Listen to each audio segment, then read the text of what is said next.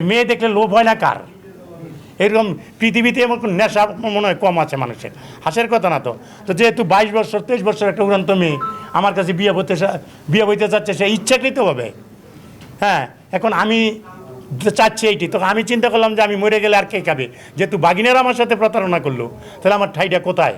তাহলে তো একমাত্র ঠাইটা তার, আমি যদি তাকে বিয়ে করি সে আমার স্ত্রী হিসেবে, তো সে আমাকে ভরণ পোষণ করবে। আমি অসুস্থ হয়ে গেলে সে আমাকে দেখবে, তাহলে টাকাটা তারাই নিক। তো আমিও তো দিয়েছি, যে একটা অঙ্গীকারনামা নিয়েই দিয়েছি, এইভাবে তো আর দেই নাই। একটা মেয়ে যদি আপনার গায়ে স্ট্রাইক করার পরে আপনি কি করবেন? এই সেই সাথী আক্তার ফাতেমা। আমি জেল থেকে বাইরে হওয়ার পর মোটামুটিভাবে 2 মাস পরে প্রধানমন্ত্রী ত্রাণ তহবিল থেকে 5 লক্ষ টাকা সাহায্য পাই, এবং আমি এই টাকার ভিতরে মনে করেন যে কোনো মতো চলার জন্য হয়তো একটা দোকান দিয়েছিলাম, এবং বিভিন্ন বন্ধু বান্ধবের মহলে থেকে আমি কিছু টাকা আর্থিক পাই, সেই হিসাবে প্রায় 18-19 লক্ষ টাকার মতন আমার হয়। তো পরবর্তীতে একটা মেয়ের পাই আমি, মানে নাম্বার পাই, অটোতে একটা ফেলাই গেছিলো, মানে নাম্বার ফেলাই গেছিলো। তো ওই হিসাবে আমি ফোন দিলে পরে তার সাথে আমার যোগাযোগ, এক পর্যায়ে সে আমার বাসার পাশে বাসা নেয়, তার মায়ও আমার এখানে থাকে, সেও থাকে। মানে আমার কাছ থেকে সে যে প্রতারক চক্র সেটা আমি জানতাম না। ওরাই মামা, ওরাই খেলা, ওরাই আন্টি, ওরাই সব।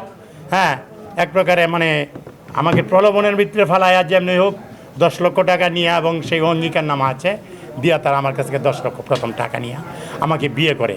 তার পরবর্তী 2 মাস যাইতে না যাইতেই আবার তারা পলায় চলে যায়, কোথায় যায় জানি না। তারপর কোর্টে গিয়ে আমাদের মামলা করে, এবং পরবর্তীতে একটা মামলা করি তাদের নামে। হ্যাঁ হ্যাঁ, 10 লক্ষ টাকা 2 শতক জমি আমি দিব বিয়ার পরে, 3 মাস পরে, বিয়ার 3 মাস পরে। কিন্তু টাকাটা নিচে এটা মূলত যেদিন বিয়ে হয়েছে এই দিনই 10 লক্ষ টাকা নিচে, তার আগে পরেও টাকা নিচে, এবং বিয়ার দিনও তাদেরকে যেই ঘর দিয়েছি, এখানে ফার্নিচার দিয়েছি, অনেক কিছু দিয়েছি, সেই টাকাগুলো আমার থেকে নেওয়া হয়েছে। হ্যাঁ না, টাকাগুলো আমার কাছে ছিল, আমি টাকাটা ব্যাংকে রাখি নাই। হ্যাঁ, টাকার বিনিময় না, মূলত মনে করেন আমি তো আমি তো মরে যাব, কারণ মরে গেলে বা খাবে কে? তখন তো আমি মনে করছি যে আমি মরে গেলে তো এই টাকা মানুষই খাবে, যেহেতু আমার কাছে আমি কালকে মরে যেতে পারি, বয়স হয়ে গেছে। তো তারা যদি গরিব মানুষ চলে খাইতে পারে, তাহলে এখানে সমস্যা কোথায়? ওরা তোমার পাক টাক করবে, খাবে, আমার যত্ন করবে। কিন্তু দেখতেছি যে ওদের না, তারপর তো তারা চলে গেল। মেয়েটার নাম হলো আপনার সাথী আক্তার ফাতেমা, বয়স 23। শোনেন, জেলে ভালো ছিল না এখন ভালো আছি, সেটা মানুষ বাইরের জগৎটাই সবসময় উন্মুক্ত থাকার জন্য চেষ্টা। কিন্তু জেলে যে ভালো ছিলাম, ওইখানে বন্দি, যত ভালোই থাকি না কেন ওইখানে বন্দি। হ্যাঁ, তো আর এই উন্মুক্ত এখন হয়তো কষ্ট করি, রাত্রে যদি আমি ব্যানগাড়িতেও শুয়ে থাকি, তা উন্মুক্তভাবে থাকতেছি। কেউ হুকুম করতে পারতেছে না যে এইভাবে কর, এটা করতে হইব, এটা করতে হইব, এই ঘুমাইতে হইব 10টার সময়, তারপরে জাগে থাকা যাবে না, মানে এখানে কোনো নাই। হ্যাঁ, বাধা হতো না, এইটাই আর না। এই পরিপ্রেক্ষিতে যে এইটার আগে যদি আমি জেলে না বাড়িতাম, তাহলে তো ভালো ছিল, এই বিপদে পড়তাম না। আপনি যে বাসা ছিলেন, যেখানে আপনি দোকান করতেন, সেখানে আমি গিয়েছিলাম। যাওয়ার পরে ওখানকার যে প্রত্যক্ষদর্শীরা বলছে যে আপনি নাকি ওখান থেকে লুকিয়ে চলে এসেছেন। অনেকে বলছে ভাড়া দেয় না, বা সেলুনওয়ালাও বলছে যে আপনার কাছে টাকা পাবে। ইভেন আপনি যে বাসার নিচতলায় ছিলেন, আমি তাদের সেই বাড়িওয়ালাকে জিজ্ঞেস করেছি আপনার ব্যাপারে, তিনি বললেন সেখান থেকে না বলে চলে গেছে। হ্যাঁ, লজ্জায় ওইখান থেকে আমি লজ্জায় চলে আসছি, সব কিছু ইয়ে করে। লজ্জায় মানুষের তার, হ্যাঁ টাকা পাবে। আমি যে টাকা নিয়ে চলে গেল না, আমার নগদ টাকা গেলে আমি কোত্থেকে দিব এখন? আচ্ছা, আপনি যে যার সঙ্গে সম্পর্ক ছিল আপনার ওয়াইফ, সে একজন টিকটকার ছিল। হ্যাঁ, টিকটকার ছিল। আমি জানতাম না সে টিকটকার ছিল। কিভাবে সম্পর্কটা তাহলে? আমি তো বললাম যে একটা চিঠির মারফতে সম্পর্ক হয়েছে, ওই অটোতে চিঠি পাইছিলাম। আর এখন কত হলো, আমি এটা তো কয়েকবার দিয়েছি। এখন আমার কথাটা হইলো যে আমার বয়স শেষ হয়ে গেছে। প্রধানমন্ত্রীর কাছে আমি যে এতটি যুদ্ধ অপরাধীর ফাঁসি কার্যকর করেছি, এবং বঙ্গবন্ধু হত্যার মামলার ফাঁসিগুলি কার্যকর করেছি, প্রধানমন্ত্রী তো উনি যুদ্ধ অপরাধীদের মনে করেন যে বাড়ি দিয়েছে, ঘর দিয়েছে, সব কিছুই দিয়েছে। তো আমি যদিও জেলখানায় ছিলাম, যদিও যুদ্ধ করতে পারি নাই, কিন্তু আমার কাছে তো মনে করেন আমি এত যুদ্ধ অপরাধীর ফাঁসি দিয়েছি, বঙ্গবন্ধু হত্যার মামলার 6জনকে ফাঁসি দিয়েছি, তাহলে আমিও তো দেশের জন্য কিছু না কিছু করেছি। সেই হিসাবে প্রধানমন্ত্রী আমাকে 5 লক্ষ টাকা দিয়েছে, সেটা তো আমি বলি নাই যে প্রধানমন্ত্রী আমাকে দেয় নাই। এবং যেহেতু সেটা আমার নষ্ট হয়ে গিয়েছে, এখন মাননীয় প্রধানমন্ত্রীর কাছে আপনাদের মারফত চাও আমার এইটুকু যে আমাকে বাসস্থান করে দেওয়া, হ্যাঁ, এবং খাদ্যবর্ষ, বাসস্থান, অন্য চলার মতো। এখন তো আমি কাজ করে চলতে পারবো না, কোনো কিছুই করতে পারবো না। মনে করছেন যে আপনার স্ত্রীর যে কোনো পরিবার থেকে কোনো চাপে এই কারণে এই বিষয়টা হয়েছে? আপনি যে একজন জনাব শাহজাহান, হ্যাঁ, আপনার স্ত্রীর পরিবারের বা কেউ না, এটা তো তারা যাই নাই দিছে, আসছে আমার সাথে থাকছে, জানে না তারা, যাই নাই তো সব কিছু করছে, জানে না। ওরা কেসে নাম দিয়েছে না জল্লাদ শাহজাহান স্বামী, তার মানে আপনি মনে করছেন কি এরকম কোন পরিকল্পিত প্ল্যান মনে এইটা তাদের পরিকল্পিত প্ল্যান তাদের না অন্য কারো হতে পারে? না, এটা তাদেরই প্ল্যান, অন্য কারো না। তাদের কেউ বলতে পারে? কেউ একজন হতে পারে না, মানে যাদেরকে ফাঁসি দেওয়া হয় তাদেরকে নিকটবর্তী আত্মীয়। না, সেইটা আমি বলতে পারবো না যে তাদের নিকট আত্মীয় বরিশাল বাড়ি, তাদের দেশে বাড়ি বরিশাল, এটুকু। সবার সাথে ফ্রেন্ডলি মিশছেন আমাদের, হ্যাঁ, আমি ফ্রেন্ডলি সবার সাথে মিশি। আপনি মন মানসিকতা ভালো। হ্যাঁ, আপনি কি মনে হয় যে যাদেরকে ফাঁসি দিয়েছে কোনো পরিকল্পনা তো থাকতে পারে? এইটা আমি জানি না সঠিক, সেটা আমি বলতে পারবো না। আচ্ছা, আমি একটু আপনার লয়ার সাথে কথা বলবো। আপনি তো একজন সাজাপ্রাপ্ত আসামি ছিলেন, আপনাকে এটা একটা দায়িত্ব দেওয়া হয়েছিল সরকার থেকে। জি, সরকার থেকে না, জেল কর্তৃপক্ষ।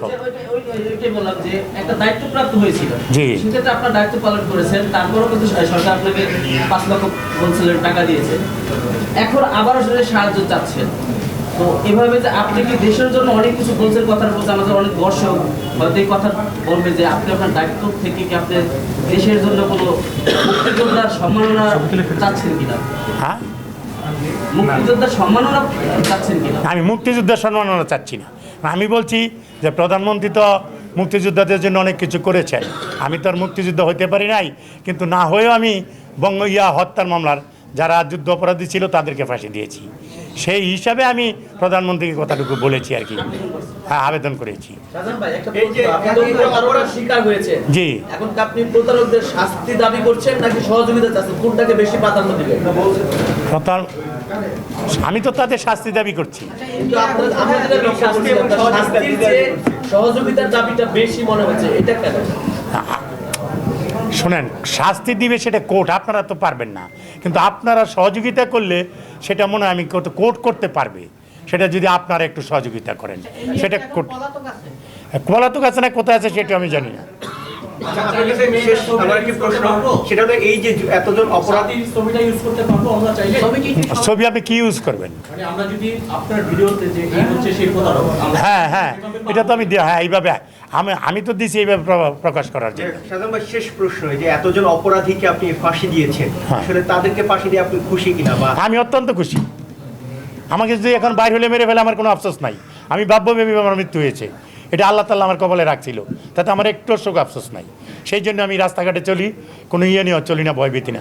কিন্তু আমার একটা প্রশ্ন মনে কষ্ট জাগে যে আমি এত কিছু করেও আজকে আমি রাস্তায় থাকি, আমার ঘর নাই, খাবার নাই, খাদ্য নাই, বাসস্থান নাই, কোনো কিছুই নাই। এই দেশে একটা মানুষের 5 লক্ষ টাকায় কি কোনো কিছু করা যায় না? কোনো কিছু। তারপরেও মানুষ আমাকে যতটুকু সাহায্য করেছে আমি তা দিয়ে তো চলতেছিলাম, মোটামুটি ভালোই ছিলাম। কিন্তু এই প্রতারকের খপ্পরে যে আমি পড়বো সেটা তো আমি জানতাম না। আর এমন একটা জিনিস দেখেন যে 5 লক্ষ টাকা তো আপনার কাবিন নামা, এবং কাবিন নামাটা তো আপনার স্ত্রী প্রাপ্য, তাহলে এটা মানে 10 লক্ষ টাকা প্রতারণা মানে কিভাবে আপনি বললেন যে আত্মসাৎ করেছে? 5 লক্ষ টাকা তো কাবিন নামাটা তো আপনি বিয়ের সময় কাবিন নামা হিসেবে দিয়েছেন, এবং সেটা কিন্তু আপনার স্ত্রীর প্রাপ্য, তাহলে তো এখানে 10 লক্ষ টাকা, না, 10 লক্ষ টাকা আমার থেকে ক্যাশ নিয়েছি। সেটা তো 5 লক্ষ টাকা তো কাবিন নামা হিসেবে, হ্যাঁ, সেটা তো প্রতারণা হতে পারে। না, হ্যাঁ, 5 লক্ষ টাকা তো আমি চাচ্ছি না যে কাবিন নামা, সেটা প্রতারণা না, আমি তো প্রতারণার কথা বলছি না। কত টাকা প্রতারণা করছে? আমার সাথে তারা যেই প্রতারণা করছে, যতটুকু টাকা নিয়েছে আমি সেটাই বলছি। কত? সেটা এখানে 11 লক্ষ টাকার মতো হয়েছে আর কি, 11। ওই 5 লক্ষ ছাড়া হ্যাঁ, হ্যাঁ। সামনের ভবিষ্যতে সামনে পথচলাগুলো আপনি কিভাবে চলতে চান, মানে থাকতে চান? আমি ভালোভাবে থাকতে চাই, ভালো জীবনযাপন করতে চাই, এবং ভালোভাবে একটু বাসস্থান চাই প্রধানমন্ত্রীর কাছে, এবং এই দেশের বিত্তবান যারা আছে সবার কাছে আমার একটা আবেদন। আচ্ছা, প্রশ্ন ছিল, যেখানে যেহেতু আমরা অনেকে পাই নাই, পরে আসছে, সরি আপনাকে আবার একটু রিপিট করতে হচ্ছে, সেটা হলো আপনি কাদেরকে ফাঁসি দিয়েছেন? যদি আপনি বলেছেন আপনি দেশের জন্য যুদ্ধ করতে পারেন না, কিন্তু যুদ্ধ অপরাধীদের ফাঁসি দিয়েছেন, তাদের নামগুলো যদি একটু বলতেন আবার পুনরায়। আছে না? শেষের দিকে ভাই বলছে ঠিক আছে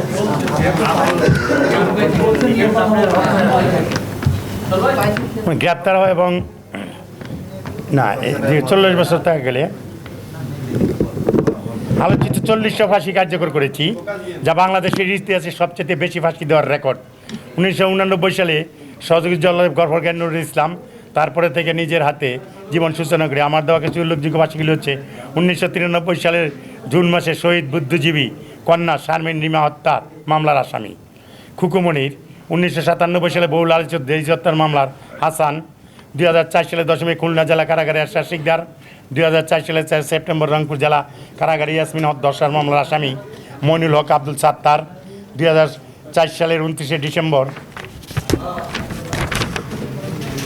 হত্যার মামলার আরেক আসামি পিকআপ ভ্যান চালক অমৃতলাল বর্মন, 2007 সালে 29 মার্চ কাশিমপুর, 9 মার্চ ময়মনসিংহ জঙ্গি নেতা সিদ্দিকুল ইসলাম ওরফে বাংলা ভাই, আতর রহমান সানি, আব্দুল আউয়াল, খালেদ সাইফুল্লাহ, ইফতেখার মামুন, 2010 সালে 7 জানুয়ারি ঢাকা কেন্দ্রীয় কারাগারে বঙ্গবন্ধু শেখ মুজিবুর রহমান হত্যার মামলার মৃত্যুদণ্ডপ্রাপ্ত 5 খুনি বজলুল হুদা, আর্টিলারি মহিউদ্দিন, সৈয়দ ফারুক রহমান, সুলতান শাহরিয়ার রশিদ খান ও ল্যান্সার মহিউদ্দিন আহমেদ, 2013 সালের 12 ডিসেম্বর প্রথম যুদ্ধ অপরাধী কাদের মোল্লা, 2015 সালে 11 এপ্রিল মানবতা বিরোধী অপরাধে দোষী সাব্যস্ত জামায়াত নেতা মোহাম্মদ কামরুজ্জামান, 2015 সালে 22 নভেম্বর মোহাম্মদ জামায়াত ইসলামী সেক্রেটারি জেনারেল আলী আহসান মুজাহিদ, বিএনপি স্থায়ী কমিটির সদস্য সালাউদ্দিন কাদের চৌধুরী শাখা চৌধুরী, 2016 সালে 11 মে জামায়াতে আমির মতিউর রহমান নিজামী, 2016 সালে 3 সেপ্টেম্বর জামায়াতের নির্বাহী পরিষদের মীর কাশেম আলী, 2020 সালে 5 মে কেরানীগঞ্জ কারাগারে প্রথম একমাত্র ফাঁসি